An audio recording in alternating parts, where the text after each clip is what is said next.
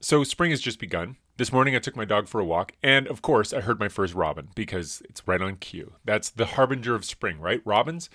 So I thought I'd do a quick list of 5 really cool things about robins. The first one is this business about them being the first sign of spring. It turns out that in a lot of parts of North America, robins are around all year. So if you look at this map, if you live in the purple part, you have robins year round. And if you live in the orange part, you only have robins in the summertime. So the appearance of robins in the orange part of this map does mean spring is here. But for the rest of us, like me, I live in Toronto, it's the song that robins make that is the harbinger of spring. So when robins start singing, that's when you know it's spring. And that's what I heard this morning when I was out with my dog. The second thing you need to know about robins is they make different noises. The first, obviously, the song that I heard this morning sounded something like this. If you live in North America, you recognize that song.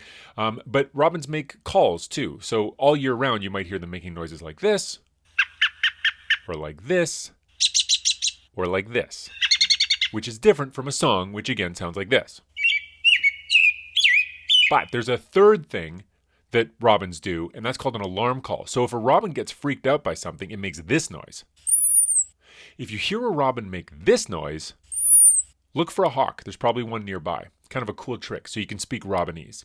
The third thing about robins is that their names are important.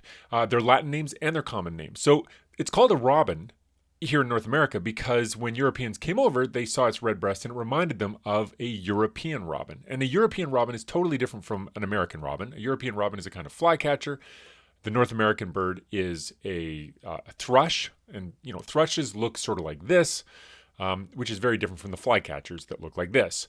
But it had that red breast, and so Europeans named it a robin. So it's not technically a robin, but it is a robin now because it's been named a robin. It's all very confusing. And the Latin names are important too because Turdus migratorius is its Latin name, but Turdus is just Latin for thrush. It doesn't mean turd. So it's not a migrating turd. It's just a thrush that migrates.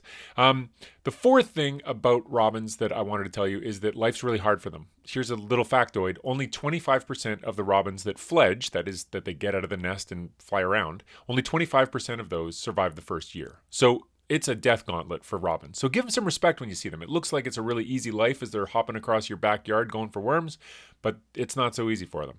And then the last thing about robins that's really neat is that the superhero robin from North America is also named after a European robin. So if you look at the comics, Dick Grayson, a.k.a. Robin, Batman's helper, part of the dynamic duo, he first appears in 1940, and the people that made up that character and named him Robin apparently were giving a nod to Robin Hood, the European hero. So the North American hero Robin is named after the European hero Robin Hood.